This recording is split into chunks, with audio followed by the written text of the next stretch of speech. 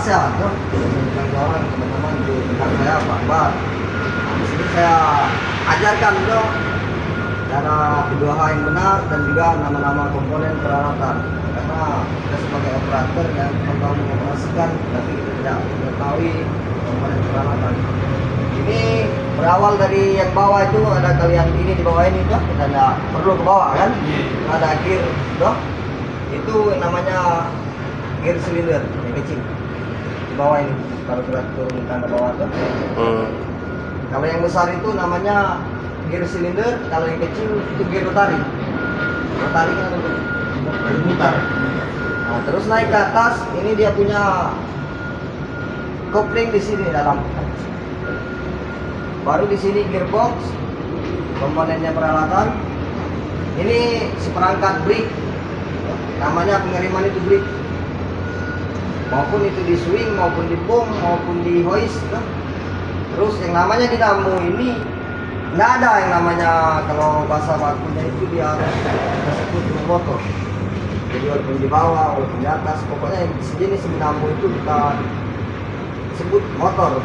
Jadi kalau ditanya ini motor apa, ini komponen swing, karena dia ada dua, ada kiri kanan. Karena dia sistem mainnya itu dia kan bisa swing ke kiri dan ke kanan. Ini motor swing, ini komponen brake. Nah, yang bentuk yang kayak begini, atau itu master namanya, ada yang bulat. Itu yang namanya master, master brake. Jadi di saat dia swing, dia akan menekan. Jadi kampas ini terbuka.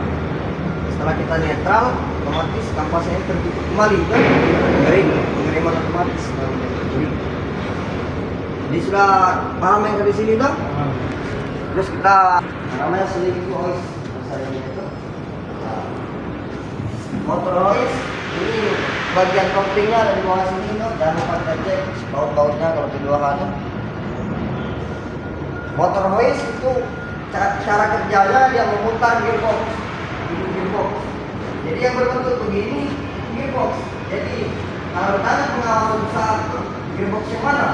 Ini kan gearbox terletak di hoist, berarti gearbox hoist. Kalau dia gearboxnya di atas berarti gearbox boom, kan? Tergantung posisi letaknya di mana. Jadi motor hoist dia memutar gearbox terbagi menjadi dua. Satu untuk hoist pengiriman otomatis dengan gearbox, satu ke drum swing. Nah, saat handle atau bergantung saat naik berarti dia ke belakang, berputar itu ke sana, menggulu. Nah, saat kita area atau turun ke sini, otomatis dia ke depan. Ini sudah lurus, kan? Nah, kalau yang ini ingat, di mana pun ada warna hijau di sini ini merah. Ini dia ini mana yang besar. Nah, ini level, ini level. Ini biasanya ada oil, ini oil level. Masih normal. Kita ceknya begini, kalau motor swing itu dia oil levelnya di kaca. Nah, terus ini kita perhatikan tuh, roller ini, roller teropon untuk mengatur kemauan seling loh. Saat seling area dia akan berjalan. Nah, teman-teman masalah menghitung seling tuh, kita perhatikan alih dari sana. 1, 2, 3, 4. Kita saat ini kita perhatikan seling. Kalau banyak putus, kalau kita minimal cara menghitung seling yang benar itu carilah titik yang terparah. Itu biasanya ini seling ini ada yang namanya line, nomor 1 tuh itu line. Terus kalau sudah begini dia disebut satu tingkat begini itu namanya strand. Jadi line, strand, baru ini wire rope. Satu kesatuan wire rope. Ya. Jadi cara menghitungnya itu tarik, cari titik terparah, baru tarik 6.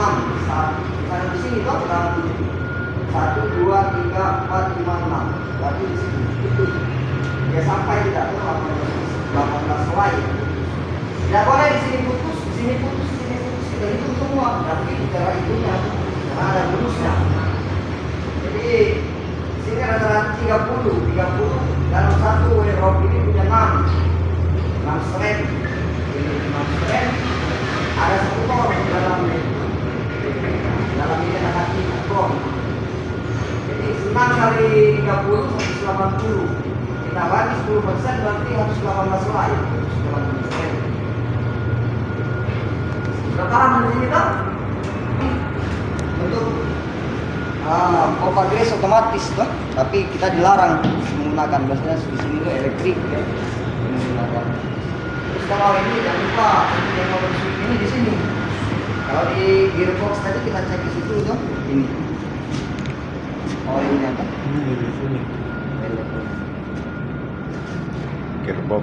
Gearbox levelnya itu oil. Ya, oil level. Itu gearbox juga namanya. Ya, gearbox. Gearbox. Itu dia tidak posisi benar. Seharusnya ini dia posisinya ini dia full. Nah, supaya dia full, ini kita cari itu ada yang kayak begini, pas di angka. Kalau kita di posisi begini mati. Kalau begini berarti tidak betul cara penyetelan ini. Nanti kayak gitu ya. Nah, di samping angka ini tuh Harus menyala freonnya. nah, jadi di sini ini dia belum full. Jadi kita tekan ini karena biar dia full. Tetap suhu 27. Nah, kalau masalah suhu kita atur dulu di awal. Dia harus suhu itu aturannya memang 21. Aturannya. Nah, 21. Tetapi sistem AC ini berbeda dengan AC yang di kantor. Nah, itulah bedanya saya bilang mau jelaskan. Jadi setelah kita setel 21, ini AC sistemnya tergantung kelembapan, ya otomatis kelembapan di ruangan ini.